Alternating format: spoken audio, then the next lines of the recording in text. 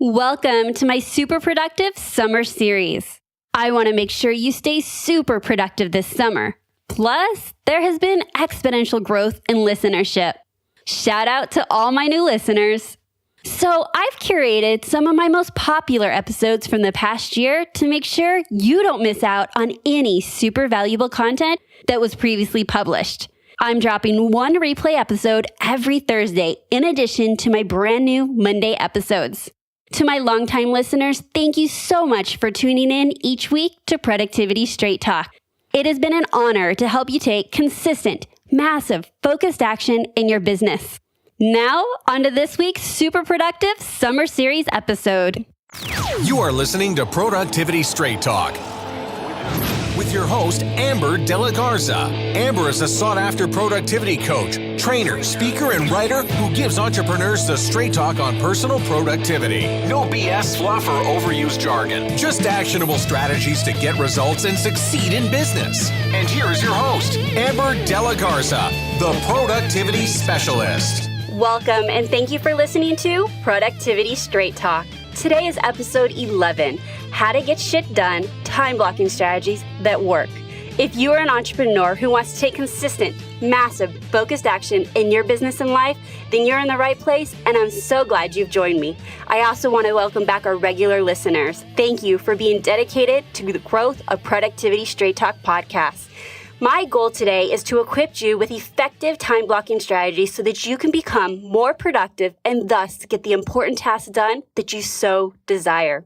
This episode of Productivity Straight Talk is for you if you have a long list of to-dos, possibly longer than your arm, and you just don't seem to have the time to get them done. So many tasks that you are pushing them back day after day after day. Or perhaps you have a difficult time staying focused during your blocks of time. Or maybe you've done time blocking before and it just hasn't worked for you up until now.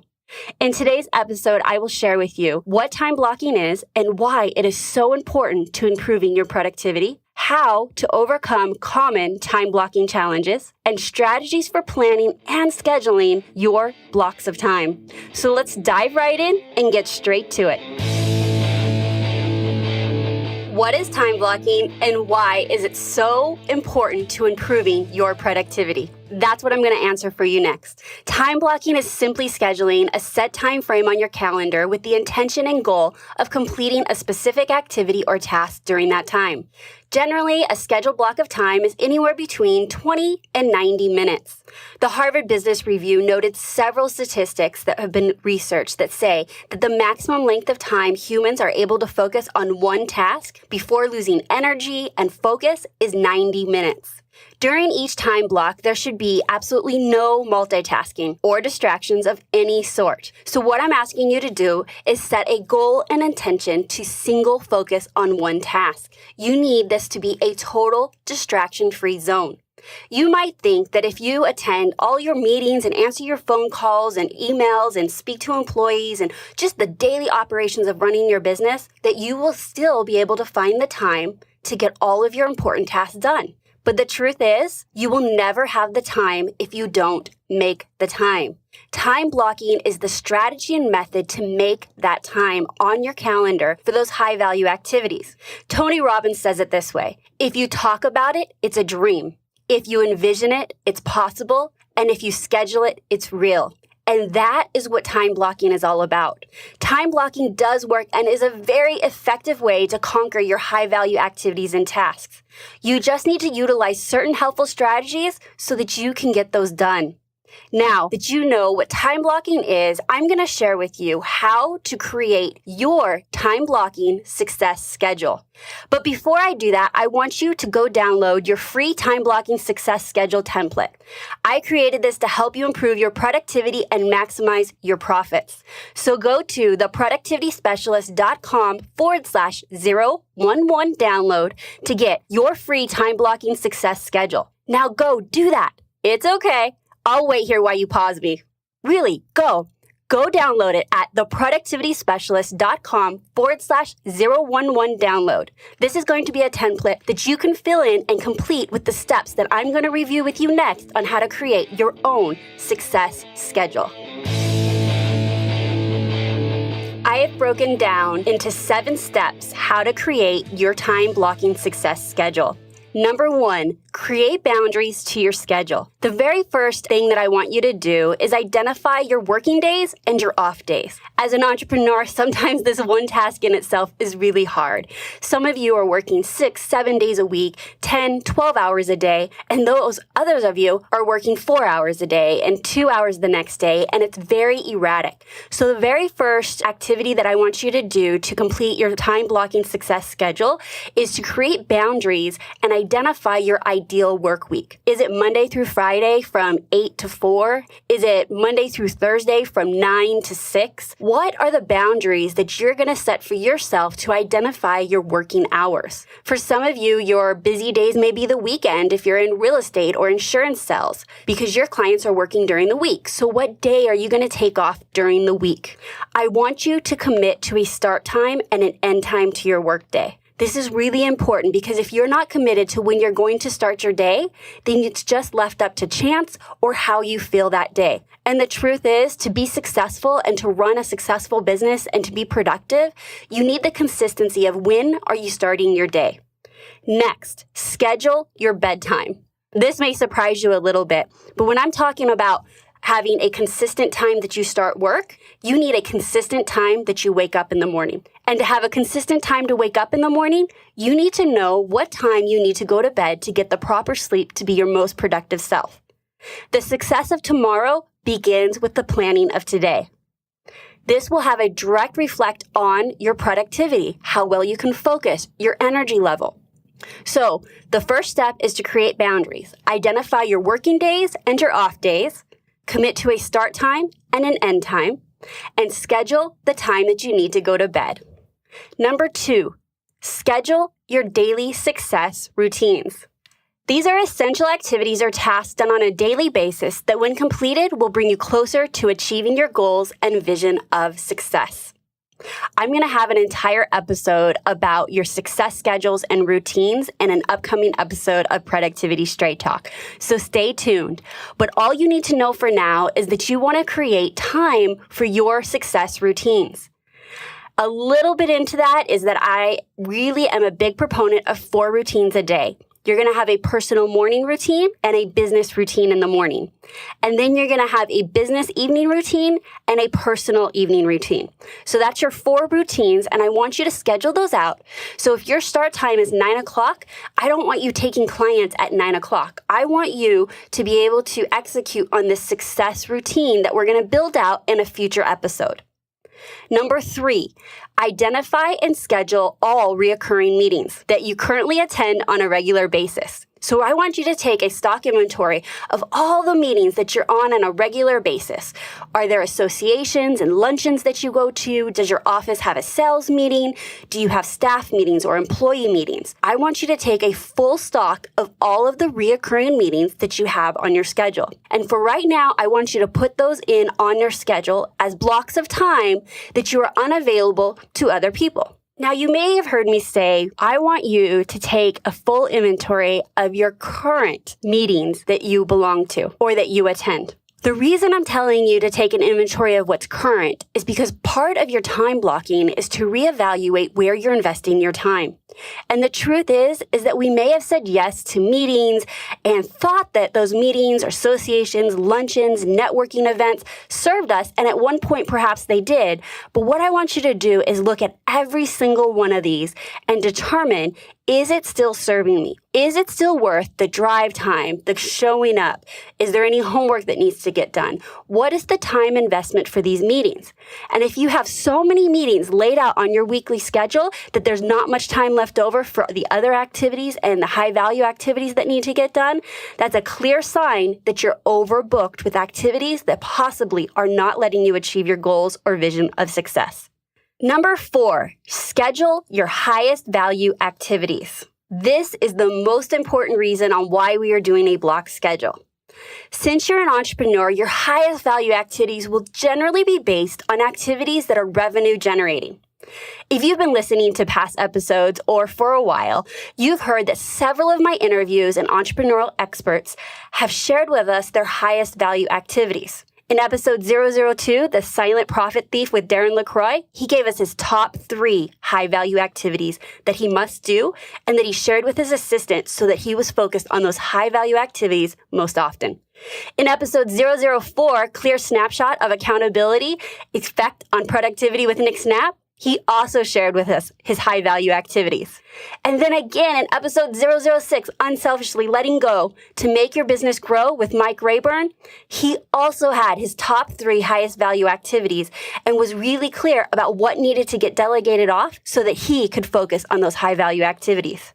And if that wasn't enough, in episode 008, The Truth About Time Management with Mr. Work Smarter, he gave us some insights into his high-value activities and how they were centered around revenue-generating activities.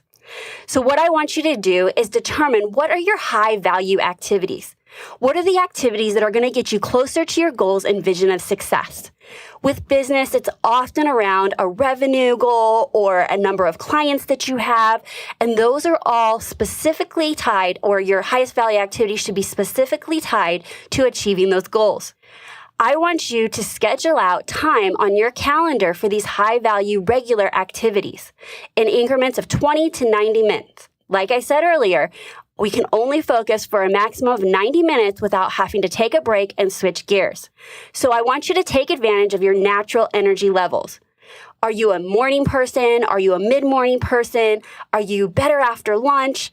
Perhaps you're a night owl. I want you to optimize the time that you're at your highest energy level and put those on your schedule. Your highest value activities on your schedule should represent your high energy level times of the day.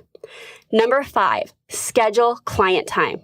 I want you to have on your calendar when you're available for client meetings or to work on your client work or to have consultations, discovery calls, whatever that looks like and how you serve your clients. I want that on your calendar. Because if you don't get that on your calendar, what's going to happen is because you don't have time saved for that on your calendar as your block schedule, those will always trump getting your projects and high value activities done that maybe don't necessarily have a hard deadline, and you may feel that client work is more important. So be sure to schedule in specific client time so that you can guilt-free work on your high-value activities during those blocks of time. Number 6, schedule planning and review time. The truth is you have to go slow to go fast. And I like to schedule at the end of each day. I call it the 5 daily planning pavers. So I plan my day the night before for the next day. I want that in your schedule. A great place for this is part of your evening routines. We'll go into more of this in a future episode as well, as I plan on talking all about my 5 daily planning pavers and how I plan our day. The next thing that gets on my calendar, and I recommend all of my clients to have on their calendar on a weekly basis, is a weekly review. Your weekly review is going to be your hard stop. It's your review of the week. It's to ask yourself why your week went the way it did. What tasks got done? Did any tasks fall through the cracks? Is there anybody you need to follow up with? I want you to look at your tasks and your calendar, your notes, your emails. I want everything to have a full inventory of what has happened in the week. And then most importantly, once you have all that information, you're going to plan your next week. You're going to be proactively planning a productive week. Now that is just a snippet. And I know I've already said this a couple times, but I bet you can guess I'm going to have an episode all about your weekly planning. Number 7, schedule administrative time. You may be asking, well, why do I put on my calendar administrative time? That doesn't seem like it's the highest value activity. The truth is things like processing emails and general administrative tasks. You know all of those tasks are currently taking up all of your time, right? It's a majority of your time. Administrative tasks are the number one reason why we don't feel like we have enough time to get our high-value tasks done. So if you don't have time carved out specifically for your administrative time, then what happens is your administrative tasks start creeping in and creeping in and creeping in onto your high-value blocked-out time. If you have something that comes up or an email that comes in, you know, if planned later in the day that you have time already carved out to process your emails, then you don't need to jump on it thinking, well, if I don't do it now, when am I going to do it? Just like your bookkeeping or accounting or invoicing clients. doing files or paperwork. All of that is administrative. And if you're not yet to the place where that's outsourced to an assistant or someone else, then those are the very activities that start creeping in and taking over your entire day. So if we have a home for that, we have a blocked out specific time for those activities, then we are more at peace and we know, well, right now it's 9 o'clock and I'm doing my highest value activity. I don't need to worry about X because I'm going to be working on that at 3 o'clock. Knowing that, just having that understanding will give you the peace that you don't need to jump and react to everything that comes into you for the day. Okay, so that's what I have for you. It's 7 steps for creating your time blocking success schedule. Number 1, create boundaries to your schedule. Number 2, schedule your daily success routines. Number 3, identify and schedule all reoccurring meetings. Number 4, schedule your highest value activities. Number 5, schedule client time. Number 6, schedule planning and review time. And number 7, schedule administrative time. Those are the 7 steps to creating a full-out success schedule. Next, I'm going to share with you my top 7 success schedule tips. Number 1, do not overschedule when creating your block schedule. This is like going on a crash diet and thinking it's going to last. I want you to work your way up to your perfect success schedule by building up to it.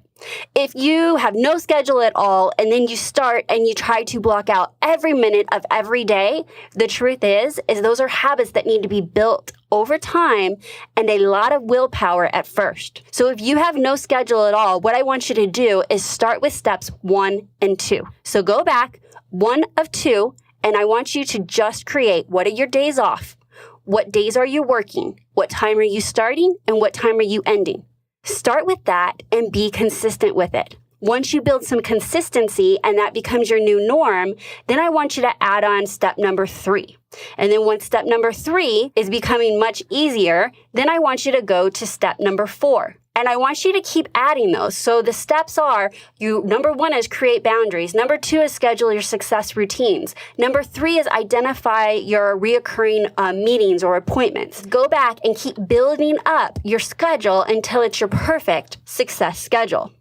Number 2, schedule shorter time blocks. I am telling you to start small, especially if you're new to time blocking. Don't schedule any lengthy blocks of time. Don't just go out and just begin with 90 minutes. If you're not trained and have practiced focusing for a long period of time, then 90 minutes might not be possible for you right out the gate. Start with 20 minutes. Build up and go to 30 minutes. You would likely get distracted, which could prevent you from getting focused work done and getting super frustrated with the block scheduling. You might even start inviting distractions in because your mind will be looking for breaks as it will not yet have been conditioned to stay focused on long periods of time. The truth is you don't become a long distance runner overnight. And so the same is true for long periods of focused work time. It's best to start small and work your way up to longer time blocks.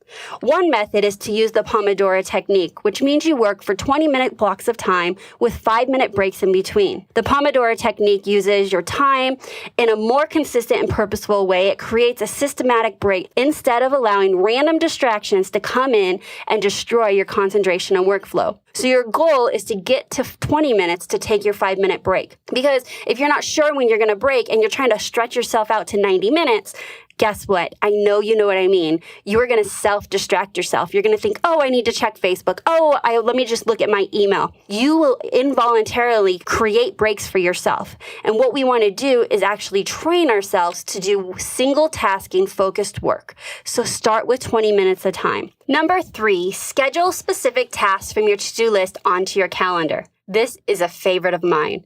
This is another method of time blocking. So if you have a one-time task you're working on or a project that you can break down into smaller specific tasks, what I want you to do is to assign them on your calendar to work on. This is taking your to-do list to a whole new level by assigning not only the day that it needs to get done, but you're assigning a start time and an end time. This is really having so much intention for one task perhaps needs to take 30 minutes. And if you didn't schedule it from 1 to 1:30, that same task could probably drag out maybe an hour or an hour and a half. And so you're setting specific blocks of time on your calendar for when you're going to do specific tasks from your to-do list. I want you to time block important tasks that move your business forward, align with your goals, and make a drastic difference in your business. Again, just like Tony Robbins said, if you don't schedule it, it is not a reality. Number 4, be consistent. I'm going to say this one more time. Success tip number 4 is be consistent. If you are frustrated with your block schedule, oftentimes it comes down to not giving it the time that's needed for it to become a habit or part of your routine. And that can only happen with being consistent.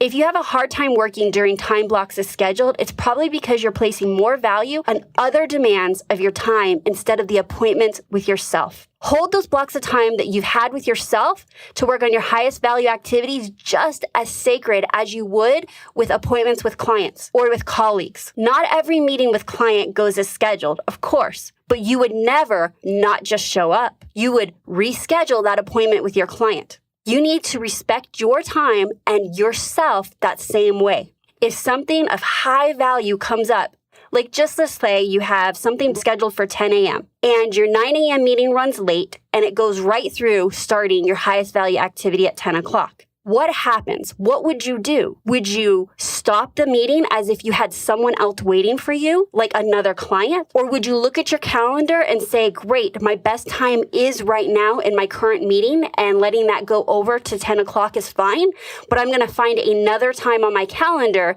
to renegotiate that block of time to get my highest value activities done. That's exactly what you would do if you had 2 client appointments back to back at 9 and at 10. You wouldn't let your 9 o'clock seep into your 10 o'clock if another client was waiting for you. But my guess is that if your 9 o'clock was with a client and your 10 o'clock was with yourself, you wouldn't think twice about letting that appointment run long. So I want you to hold the time that you commit to working on your highest value activities with yourself as sacred as you would with appointments with other people. That allows you to be consistent. You need consistency in when you start your day, consistency in when you end your day. All right, number 4 was be consistent at all costs. Number 5, integrate your block schedule with your main calendar. Once you've created your block schedule, I want you to create a second calendar in your Gmail or Outlook or whatever other calendar app that you have. The purpose of this is so that you can have it overlay on your main calendar. I want you to always be looking at your block schedule. If this is just an exercise you do and you create it on the template that I provide for you at theproductivityspecialist.com/011 download, I get it. You need to create the template. You need to sketch it out. You need to go through all the steps of creating your block schedule, but don't let it end there. I want you to replicate it onto your calendar so that it overlays and you're making decisions based on what your block schedule dictates. Now, I used to have it overlay on my calendar, but currently I have it actually on my main calendar. And the reason why is because other people have access to my calendar, such as you. If you wanted to sign up for a coaching session or a strategy session or a consultation with me about my services, I use Schedule Once. And so people are able to use that link, go in and find a time that works best for them. Well, that Schedule Once app syncs with my calendar. And so when I have time blocked out for perhaps recording this episode or my high value activities or content creation, I want it to look like I'm not available. Because if I look like I'm available, then people are going to take advantage of you being available. And the truth is, you have an appointment with yourself and you are not available. So do one of 2 things. Either create a second calendar and overlay it so that you can make better decisions about the appointments and meetings and how you're investing your time, or create it right on your main calendar so that you're sure to not miss it and others will not double book you. Number 6, schedule according to your body. We talked a little bit about this earlier, but what I want you to know is that the success of your block schedule is so important to you scheduling your highest value activities based on your natural body energy rhythms. Schedule your time blocks based on your body's clock and rhythms so that you optimize your energy to complete your most important tasks. When you have low energy, your willpower and attention span is essentially not there. You don't have any.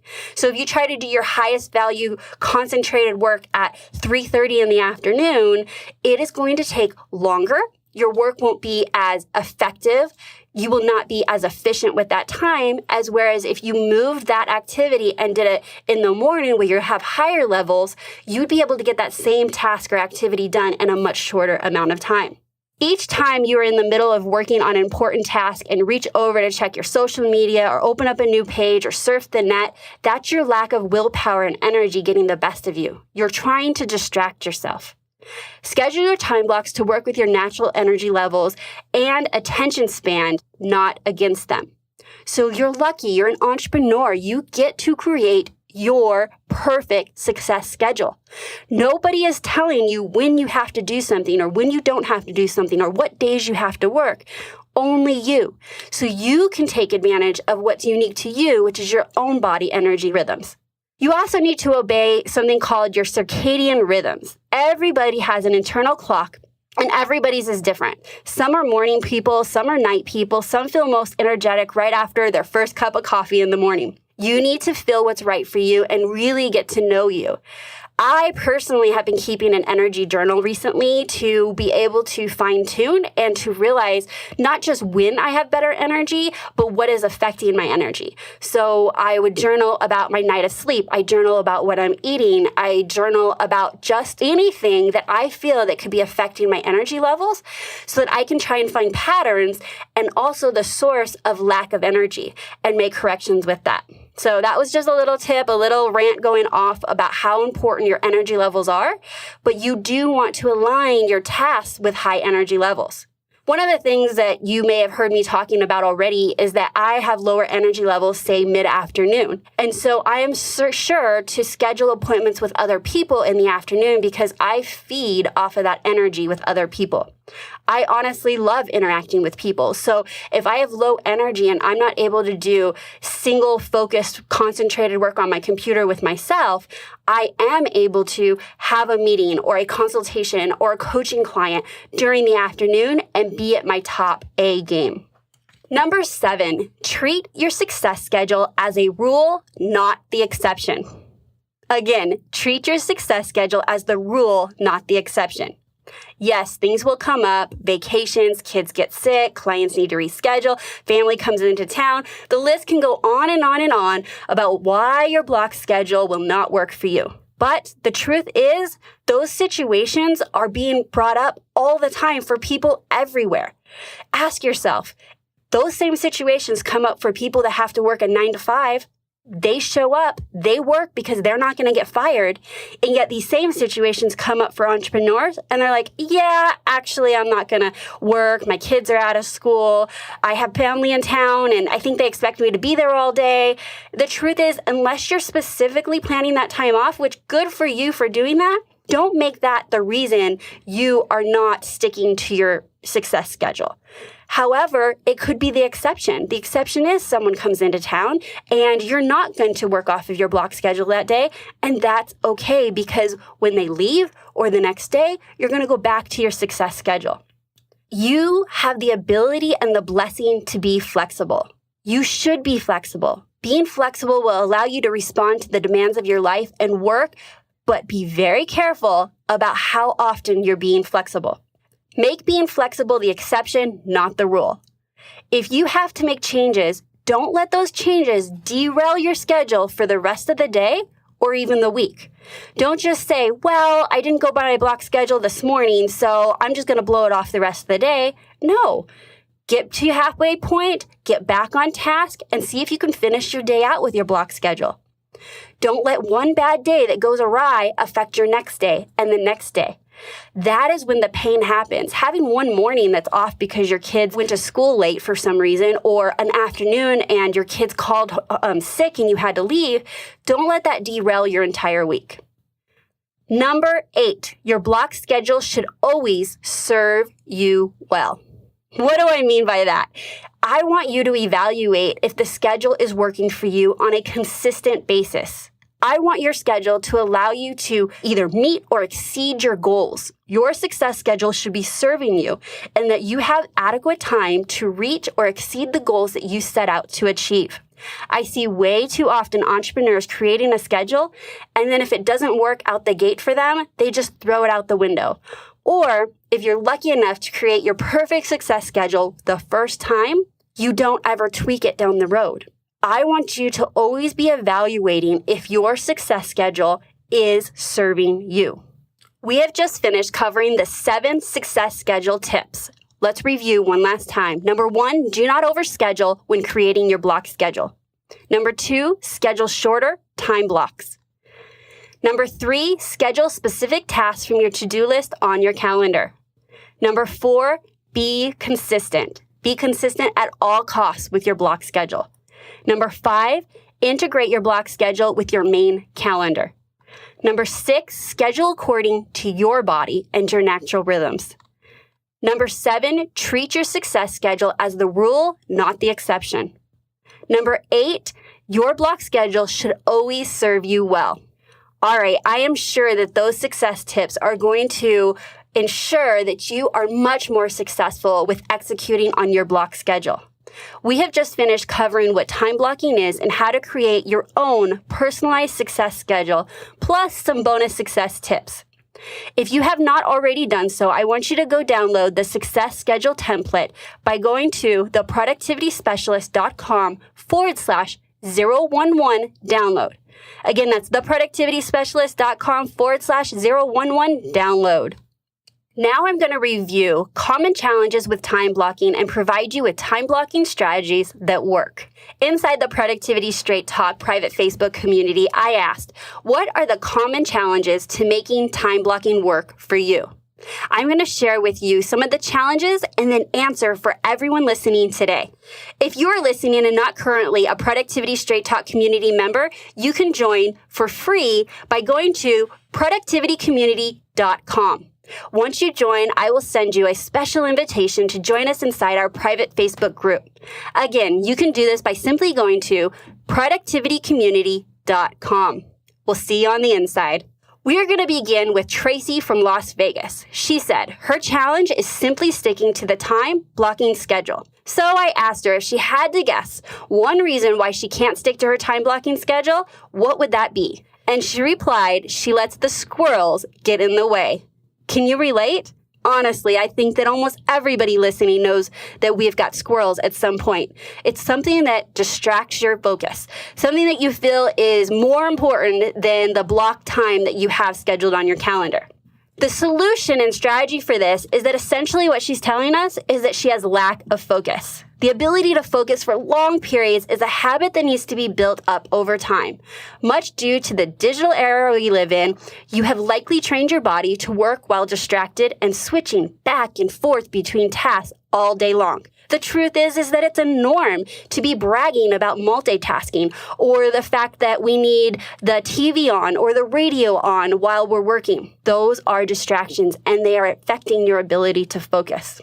Just because you train yourself how to lift weight does not mean you're going to be doing it with proper technique. You may get injured. So as you want to learn the techniques that will ensure you don't get injured while lifting weights, you need to learn the techniques to ensure the success of a block schedule. The same is true for your work habits. You may think you're doing it all right, but imagine how much more you could accomplish if you were utilizing time blocking strategies that really help you get shit done.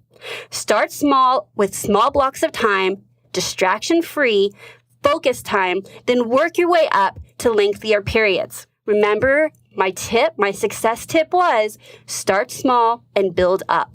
This is like a muscle that needs to be strengthened. Your ability to focus is just like a muscle that needs to be strengthened. I think it is so important to be doing all that we can to ensure that we can focus. Next, Monica from Phoenix, Arizona said, she has a challenge with clients' projects taking longer than the time blocked. Issues come up, clients have more revisions, etc. So she ends up ignoring the time blocks and ends up working later into the night. She says client projects need to get done regardless of how long it takes.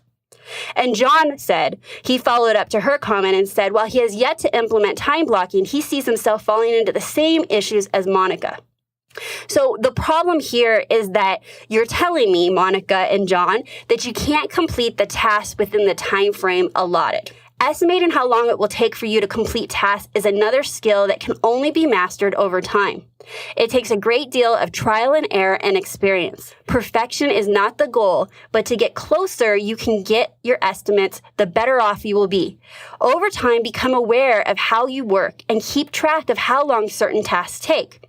You will eventually be able to determine that one kind of task takes approximately 30 minutes, while another could take 90 minutes. What we're doing here and what I'm trying to say is you need to get the feedback on how long specific tasks take. The truth is we all tend to be a little more optimistic, meaning we think we can get more done in less time than it takes. And so I would love for you, Monica, to track your client work. I want you to track the different aspects of the client work so that you can properly schedule out the time during your working day and not letting that bleed out into the rest of your day. There's also something to be said, and we will talk about this a little bit later, but there's something called the Parkinson's Law. And what that says is that the task will expand to the time allotted. And so if you don't have specific times carved out for those specific activities for your clients, they will leak into the night and the weekend and the next day. And so being really clear about what kind of time you intend to dedicate to specific aspects of your business is really important. The other thing that I heard here, Monica, too, is how do you accurately charge your clients if you're not really clear how much time it's going to take, whatever service or product that you're doing for your clients? I would go back to analyzing the services that you provide to your clients and trying to narrow in how much time and be as accurate as possible. This is going to be good information, not just for the investment of your time, but to also price your service or product correctly. Rick from New Hampshire said he underestimates the length of time needed, but said he has found it helpful to break larger projects into smaller tasks that can be blocked out on a schedule. This is great. He actually gave us the answer within his challenge, which is to plan wisely. You need to plan exactly how you're going to use each time block on your schedule. Don't be vague. Be as specific and concise as possible. Determine your exact intention for each time block and stick to it. Breaking up projects into smaller goals as needed is essential. Time-wise, it might make a little more sense to break larger projects into 3 scheduled 90 blocks of time to complete the entire project if you're able to focus for that length of time. If you can't, then you break it up into 30-minute increments. No matter how long the time block is that you choose, plan out exactly what you are going to do during each of those time blocks. Don't let them just run together. So I wouldn't want to say something like update social media and I'm going to take 90 minutes. I want a specific goal that says I'm going to create 30 posts that will be on Twitter. I want to update the headers on all my social media platforms. I want to update the bio on my social media platforms. I want you to be that specific for each block of time so that you can accurately estimate how much time it's going to take to complete each task. This again falls back to the Parkinson's Law. If you do not have a start time and an end time and a goal and an intention for that specific time, then your task will just expand to the amount of time that you allow it. It's really kind of magical. I know if you're listening, this has happened to you. Think about if you start something the day before a deadline. Somehow you get it done. But what if you started on a presentation 2 weeks before your presentation and somehow that darn presentation takes 2 weeks to prepare? That is Parkinson's Law. That means that your task will expand to the time you allow for it. Next up from the Productivity Straight Talk private community, we have Vicky from Georgia. And she says, she used to be really good about keeping days for specific activities, like Mondays are client calls and planning, Tuesdays are social media, Fridays are operations, etc. However, different emergencies popped up, business changed direction, and she neglected to get back into that habit. I love this, Vicky. When I read this, I was like, oh my gosh, she's talking about theme days. Vicky is referring to what I call as theme days, the idea that you have each day that you work or during your work week dedicated to an overarching theme to accomplish projects and tasks that relate to that theme. I have theme days that I use as well. So before I share with you mine, let me tell you that theme days will change as your business changes and grows. What my theme days are today are not what my theme days were 6 months ago or a year, because my theme days are around what my current business goals are or the direction in which my business has gone. Just like Viggy, hers changed, and when her business changed or her goals perhaps changed, she didn't go back and tweak her theme days. So if you're using theme days now, go back and evaluate and tweak them. If you're not, take your goals and work backwards, and perhaps you can create some theme days for you. My current theme days are as follows. Mondays are working on my business. So this is on my business, not in my business. The difference is in my business is client tasks and all the things that it takes to actually run the day-to-day operations. Mondays are dedicated to on my business. So these are projects or tasks that are going to move my business forward. I often record my podcasts on Mondays, or I do interviews for my podcasts on Mondays. I also do my NSA tasks. So I'm on the board of directors for the Las Vegas National Speakers Association, and I regularly have tasks that need to get done with my position on that board. And so I have blocked out time in the afternoon on Mondays to get those done. Tuesday, Wednesday, and Thursday are all client days. I schedule my client appointments back to back, Tuesday, Wednesday, and Thursday. So whether they're strategy sessions, consultation appointments about my services, or my one-on-one coaching, or my group coaching, they're all scheduled on Tuesday, Wednesday, and Thursday.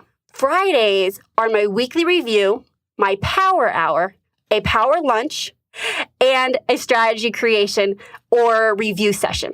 All right, so let me break Fridays down for you just a bit. I do my weekly review in the morning.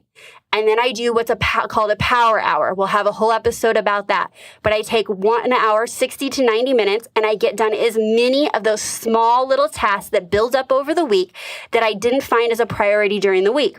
Those tasks that, if ignored or not done, become emergencies the next week. So I like to clean off the slate and start my week new. A power lunch is purposely scheduling a lunch to network and to build relationships within the community that I live in, which is Las Vegas.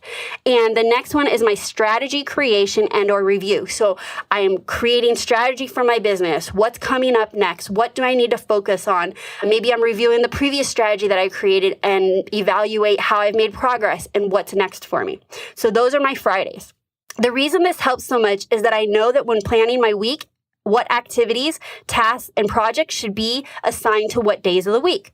It also helps when we have tasks or activities that only need to be completed weekly and not daily. So what that means is I do not schedule many tasks on Tuesday, Wednesday, and Thursday because I know that I'm going back to back to back with clients. And so I don't want to have a heavy task list on those days, feeling guilty I'm not getting tasks done when what I need to be doing is solely focused on my clients.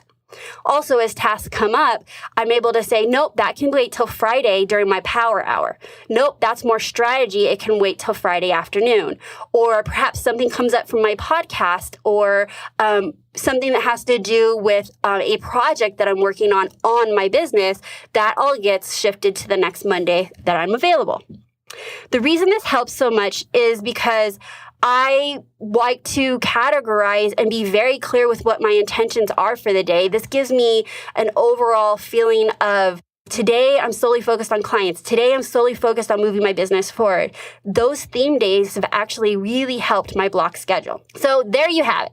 I've shared with you what I consider to be the foundational strategies to maximize productivity. No one is responsible for how you invest your time but you. You are not a victim of what happens to your schedule. By executing consistently on your block schedule, you are taking a strong, proactive approach to your success. Why I have loved having you listen to Productivity Straight Talk, I need to be straight with you. No change, no change. Without taking action, nothing will change for you or your business.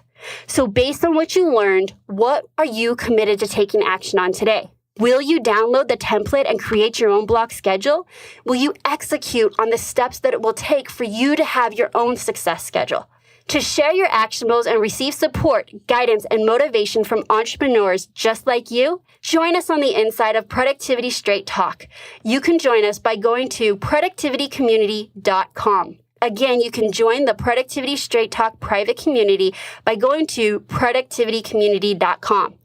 Once you sign up and become a member, I will send you a personal invitation to join us on the inside of our Facebook group where we talk and collaborate and support each other. So that's my straight talk for you today. And until next time, have a productive week.